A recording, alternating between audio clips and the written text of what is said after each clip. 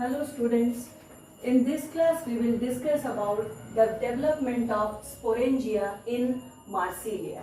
Last class में हम लोगों ने देखा था कि मेगा स्पोरेंजिया और माइक्रो स्पोरेंजिया का फॉर्मेशन कैसे होता है। अब इस क्लास में हम लोग देखेंगे कि स्पोरेंजिया का डेवलपमेंट कैसे होता है, यानी कि माइक्रो स्पोरेंजिया जो कि मेगा स्पोरेंजियम के साइड बाय साइड अरेंज होता है और जो मेगा स्पोरेंजियम होता है वो टर्मिनल इन पोजीशन होता है। चलिए शुरू करते हैं। First of all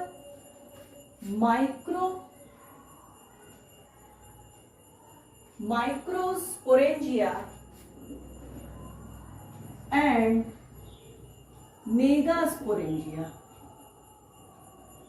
Microsporangia and megasporangia are produced in the same cavity. एक ही कैविटी में माइक्रोस्पोरेंजिया और मेगास्पोरेंजिया दोनों का प्रोडक्शन होता है, फॉर्मेशन होता है, and that sac like cavity is known as, क्या कहा जाता है?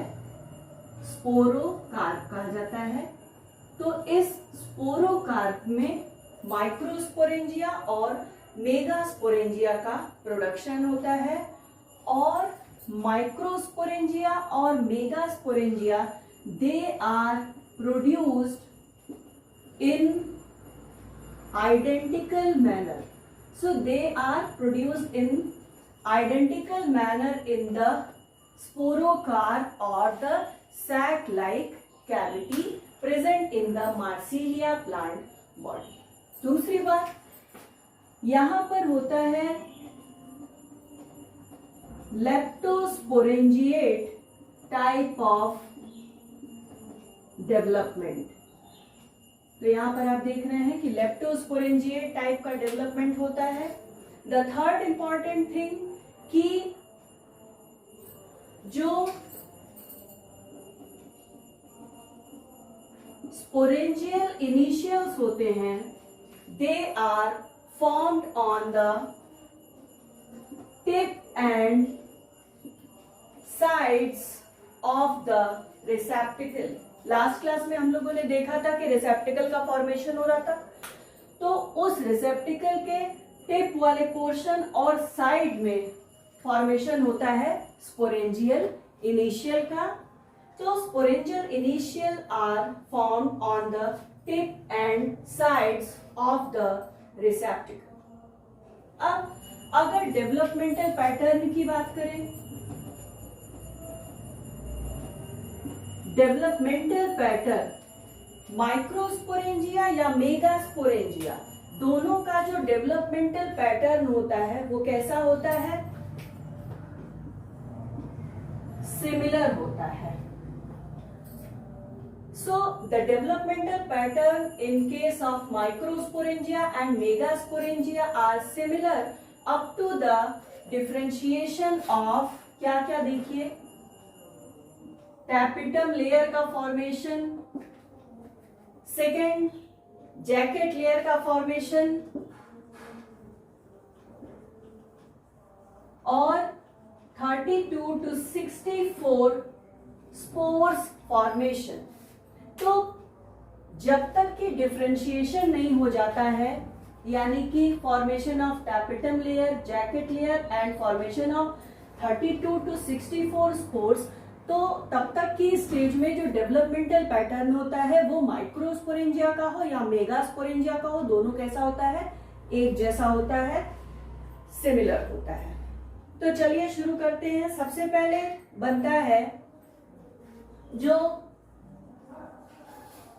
सुपरफिशियल सेल्स होती हैं वो फंक्शन करने लगती हैं। दे functions as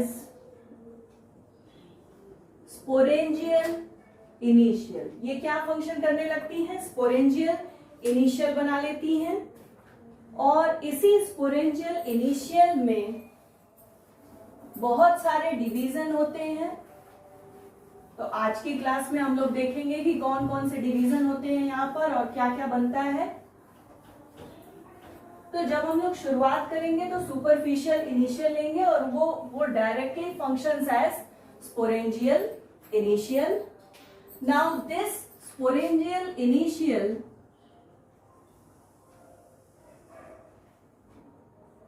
it undergoes transverse division. इसमें होता है transverse division and as a result of transverse division यहां पर बन जाएगा आउटर एंड इनर सेल. क्या बन जाएगा? आउटर सेल और इनर सेल. अब ये जो इनर सेल होती है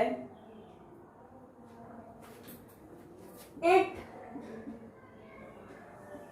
doesn't take place, doesn't take part in the further development. मतलब कि डेवलपमेंट में इनर सेल का फिर कोई भी रोल नहीं होता है और doesn't take part in the further development and outer cell में होते हैं several divisions and as a result formation होता है किसका? entire sporangium का. entire sporangium का जब formation हो जाता है तो ये जो आउटर सेल होती है इससे बनता है टेट्राहेड्रल एपिकल सेल. ये जो आउटर सेल होती है ये बनाता है tetrahedral apical cell. And now this tetrahedral apical cell have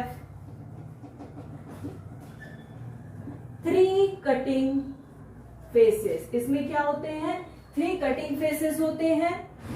And this tetrahedral apical cell it cuts off and as a result बनता है 2 segments from each of the faces. तो टोटल फेसेस यहां पर कितने हैं? 3 कटिंग फेसेस हैं. हर एक face से बनता है 2 सेगमेंट. तो 3 कटिंग फेसेस हैं इसलिए टोटल कितने सेगमेंट्स बनेंगे? 6 सेगमेंट्स बनेंगे. तो here 6 segments are formed from the tetrahedral apical cell.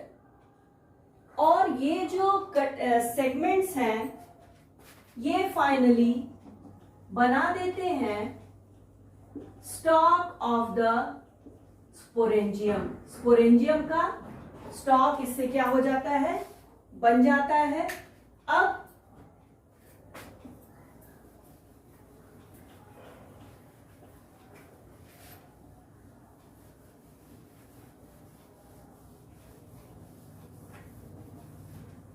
Tetrahedral apical cell के जो कटिंग फेसेस होते हैं उससे फॉर्मेशन होता है स्टॉक ऑफ द स्पोरेंजियम का. Now this tetrahedral apical cell divided by periclinal division. तो इसमें होता है पेरिक्लाइनल डिवीजन और एज ए रिजल्ट फॉर्मेशन होता है. क्या क्या बनता है देखिए. पहला फॉर्मेशन होता है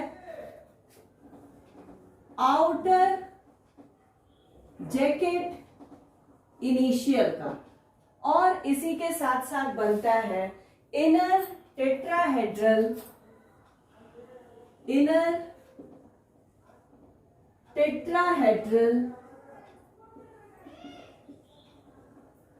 आर्कीस्पोरियल सेल का फॉर्मेशन हो जाता है. सो from the periclinal division in tetrahedral apical cell there is formation of outer jacket initial and inner tetrahedral archisporial cell. अब ये जो आउटर जैकेट इनिशियल है इसमें फर्दर होता है एंटीक्लाइनल डिवीजन और एंटीक्लाइनल डिवीजन के बाद यहां पर फॉर्मेशन होता है सिंगल लेयर्ड स्पोरेंजियल वॉल। यहां पर स्पोरेंजियम वॉल का फॉर्मेशन हो जाता है, जो कि कैसी है, सिंगल लेयर्ड है। तो यहां पर आप लोग देख रहे हैं कि जो आउटर जैकेट इनिशियल है वो बना देती है single layered sporangial wall. Now the inner tetrahedral archesporial cell undergo, इसमें होता है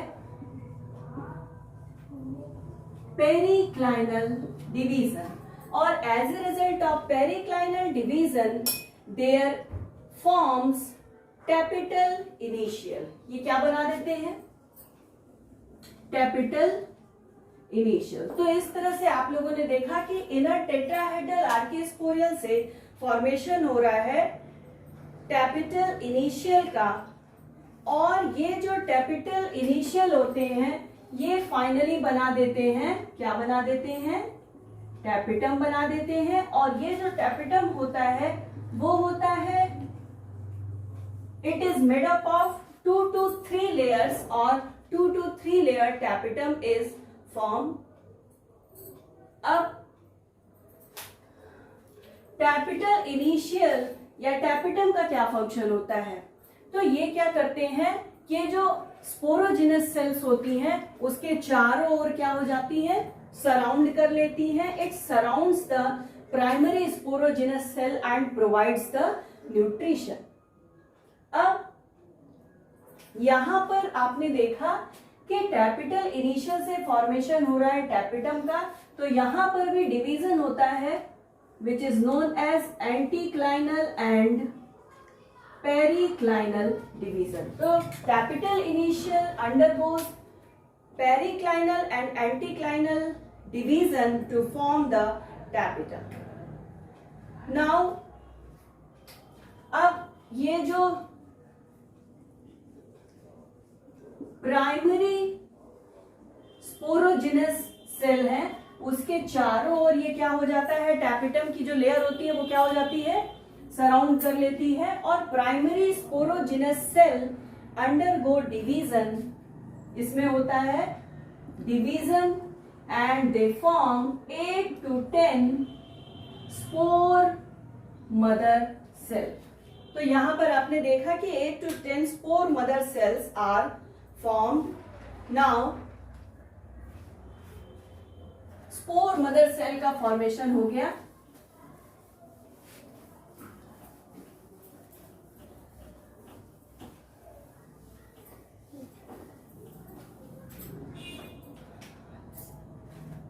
अब इसके आगे का यहां आपको बता रहे हैं, तो 8 to 10 स्पोर मदर सेल यहां पर होगी meiosis, and each of the spore mother cell undergo meiosis to form, क्या बनेगा यहां पर बनेंगे 4 haploid spores.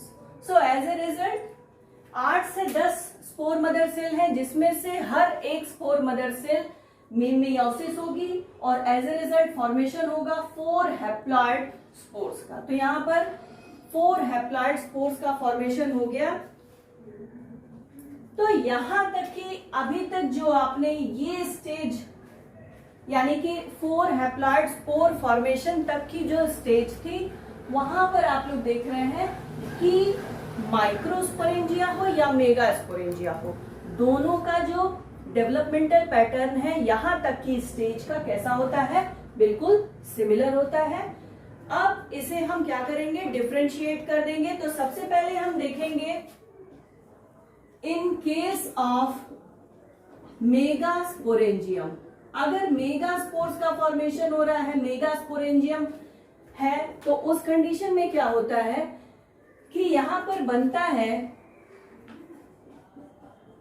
Megaspore mother cell, and this megaspore mother cell, जितने भी मेगास्पोर मदर सेल होते हैं उसमें से सारे मेगास्पोर मदर सेल क्या हो जाते हैं, डीजेनरेट कर जाते हैं। Only 1 megaspore mother cell is functional, यहां पर आप लिख लीजिए only one megaspore mother cell is functional. तो केवल एक ही मेगास्पोर मदर सेल क्या होती है, फंक्शनल होती है, बाकी क्या हो जाते हैं, डीजेनरेट हो जाते हैं। तो यहां पर हम लिखेंगे वन मेगास्पोर मदर सेल, या आप ये भी लिख सकते हैं कि single megaspore mother cell. Now this megaspore mother cell undergo meiosis and as a result यहां पर बन जाएगा 4 मेगास्पोर्स। फॉर्मेशन हो गया मेगास्पोर्स का। अब यहां पर क्या होता है कि 4 मेगास्पोर्स बनते तो हैं, लेकिन जिसमें से 3 मेगास्पोर्स क्या हो जाते हैं, डीजेनरेट कर जाते हैं, और केवल एक ही मेगास्पोर जो होता है वो फंक्शनल होता है। तो बाकी 3 जो डीजेनरेट हो गए वो क्या कर देते हैं, वो बना देते हैं एक प्लाज्मोडियम लाइक स्ट्रक्चर, और यहां पर मल्टी न्यूक्लिएट कंडीशन होती है। और यही जो प्लाज्मोडियम होता है, जो रेस्ट मेगास्पोर से बना हुआ प्लाज्मोडियम होता है, वो नरिशमेंट प्रोवाइड करता है एक मेगास्पोर का। यही वजह है कि जो मेगास्पोर होता है वो लार्जर इन साइज होता है, क्योंकि वो जो डीजेनरेटेड मेगास्पोर्स हैं उनके न्यूट्रिशन को क्या करता है, ले लेता है। तो 4 मेगास्पोर्स बन गए, जिसमें से ओनली 1 इज फंक्शनल। अब ये जो एक मेगास्पोर फंक्शनल है, ये क्या हो जाता है, it enlarged in size, size में क्या हो जाता है, बड़ा हो जाता है, और ये it develops a thick wall, ये एक थिक वॉल का क्या कर लेता है, डेवलपमेंट कर लेता है। तो इस तरह से बनता है मेगास्पोर। अब हम पढ़ेंगे माइक्रोस्पोरेंजियम। माइक्रोस्पोरेंजियम में क्या होता है, यहां तक की स्टेज, ये सब सारी स्टेज तो एक जैसी थी,